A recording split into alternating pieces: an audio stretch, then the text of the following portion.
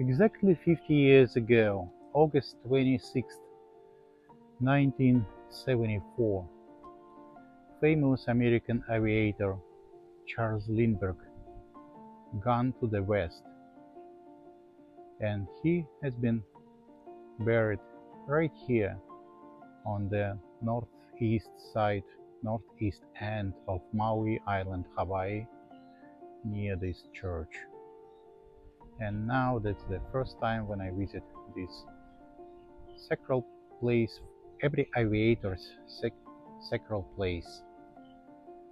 It really means a lot for everyone who is flying, because Charles Lindbergh was a great guy, great pilot, and just as a piece of reminder, he was the very first guy who overflew Atlantic Ocean on a single-engine airplane with a single crew member, as a single crew member, because before him just multiple crew members airplanes with multiple engines crossed the Atlantic Ocean, but he did it for the first time on small airplane and right from New York to Paris, not by the shortest line between islands like Newfoundland and Scotland. His last days he spent in Hawaii, in Maui, and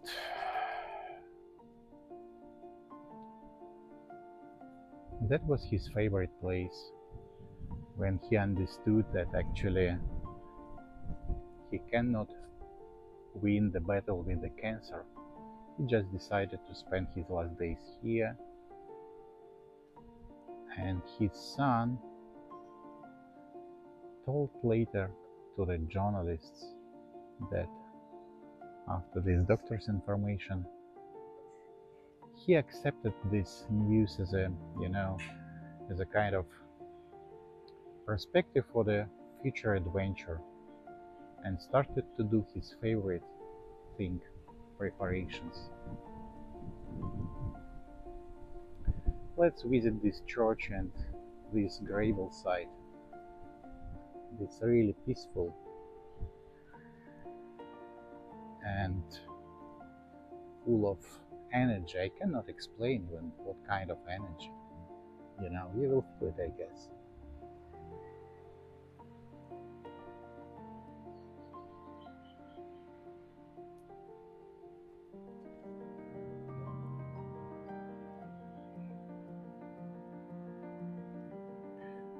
This Congregational church, built in 19th century, has been closed for a while, but then the Charles Lindbergh and his friend, they subsidized and they helped to restore and renovate this church, and then they decided to be buried in the churchyard right here. Allegedly, Charles Lindbergh was atheist, but definitely this place was meaning for him something.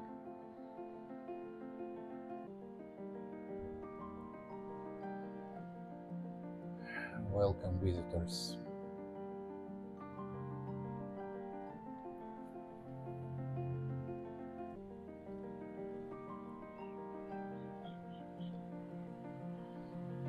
Hawaii used to be a very important spot for every pilot, for every aviator last century, because it was the only stop available in the middle of the Pacific Ocean.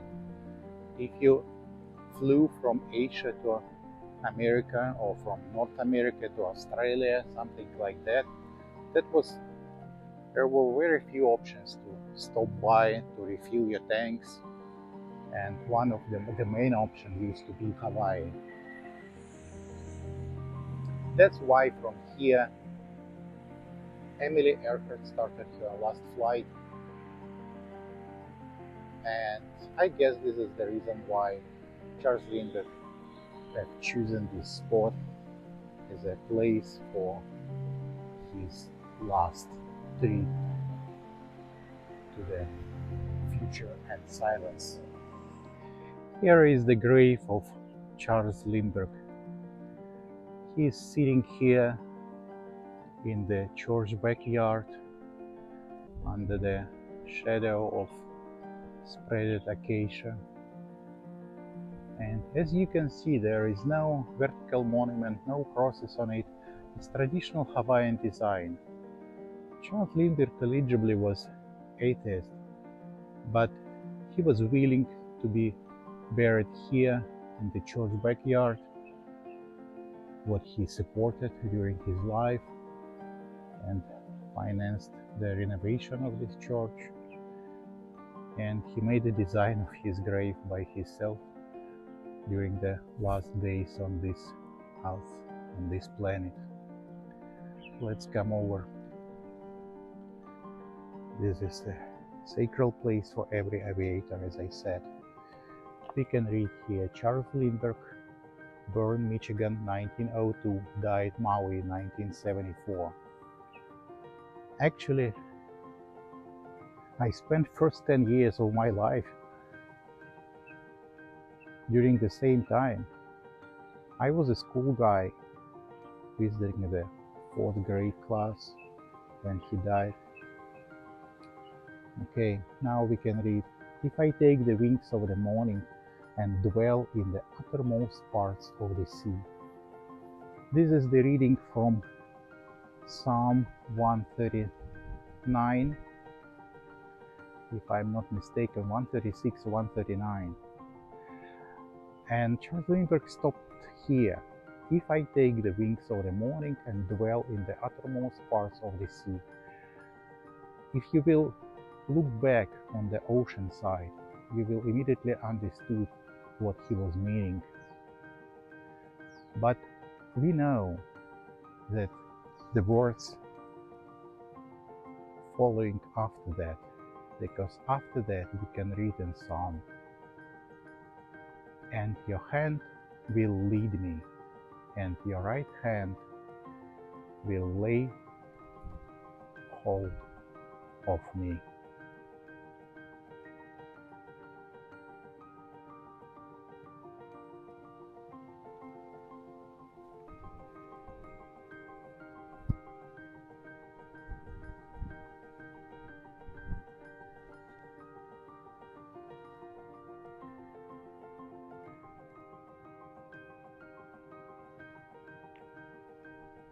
If I take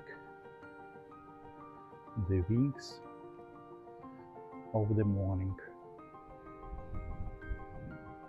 and dwell in the uttermost part of the sea,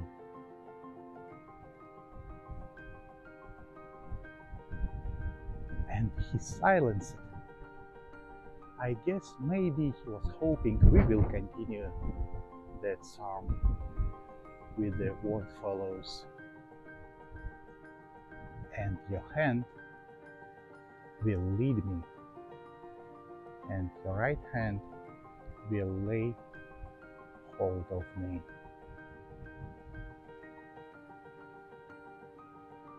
Here you go.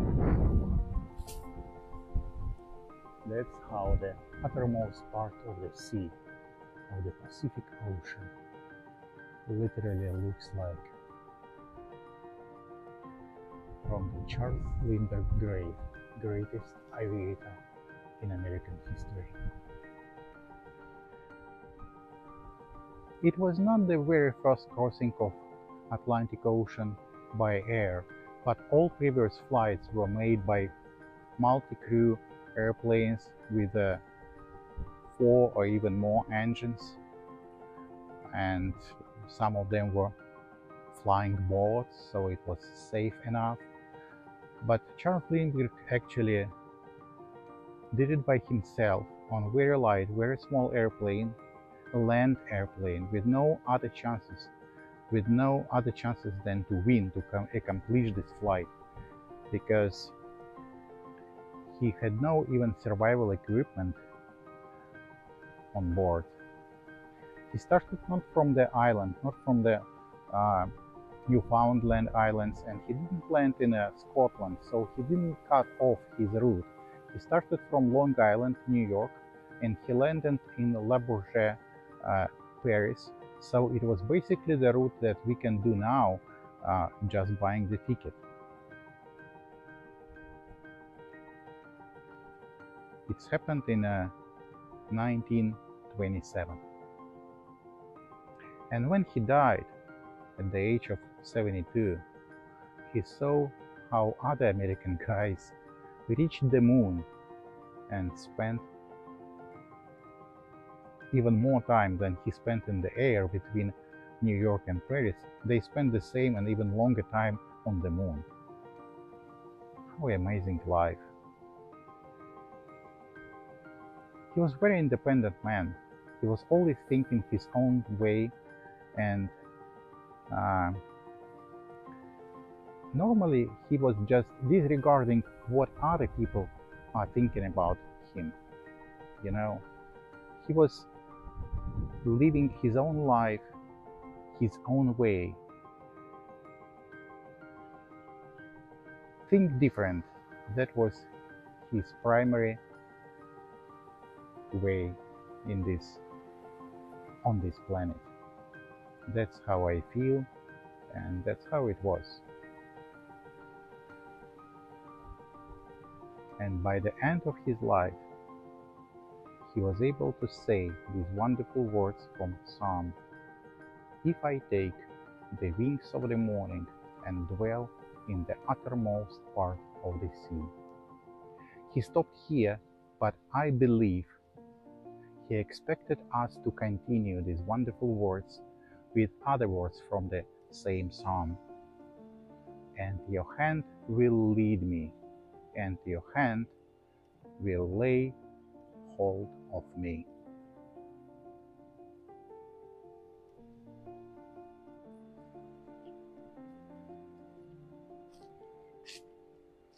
This wonderful place has a kind of magnetism. That's my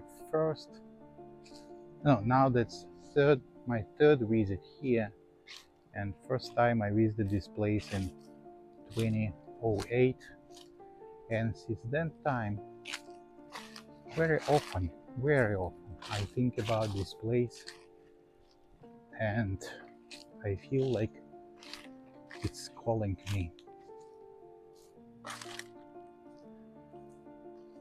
This place wants me to visit it again. Leaving this wonderful spot today, I can hear how the small airplane is flying somewhere up there in the sky. Let me try to find it. It's right there, over the Charles Lindbergh grave. But it is dual engine, it's twin engine, you know, right? Is it? I guess it is twin engine. So it's 2 times more powerful than the airplane Charles Lindbergh used to cross the Atlantic for the first time.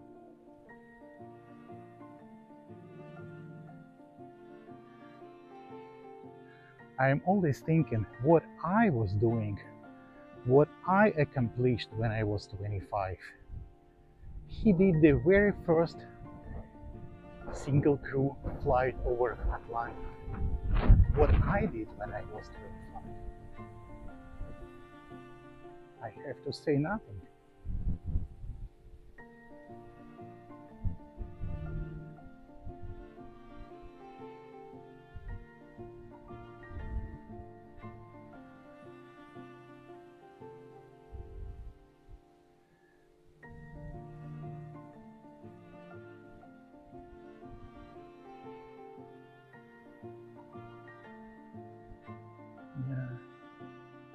Nice spreaded shade of this big acacia with nice flowers on it.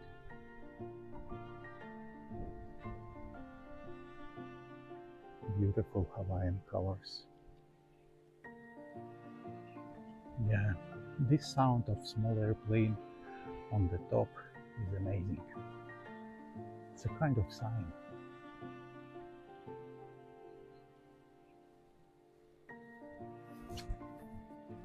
And your hand will hold, and your hand will lead me, and your right hand will lay hold of me. Right?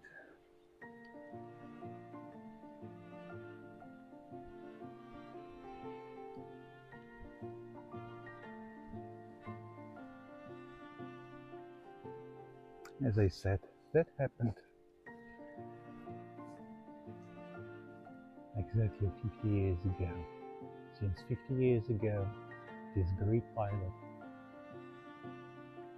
pilot's body is sitting here, but his soul is behind the uttermost part of the sea, somewhere in this blue sky.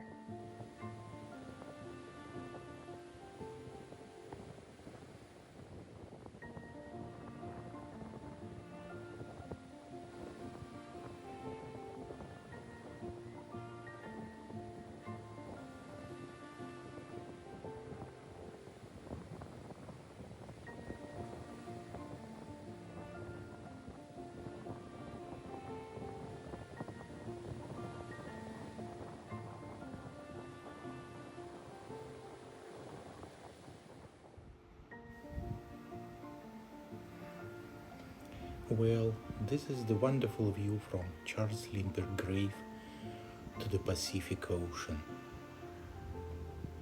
In this place, I wanna say once again these wonderful psalm words. If I take the wings of the morning and dwell in the uttermost parts of the sea. And from here I wanna continue this 139 psalm. Even there your hand will lead me, and your right hand will lay hold of me. That's how these beautiful uttermost parts of the sea looks like.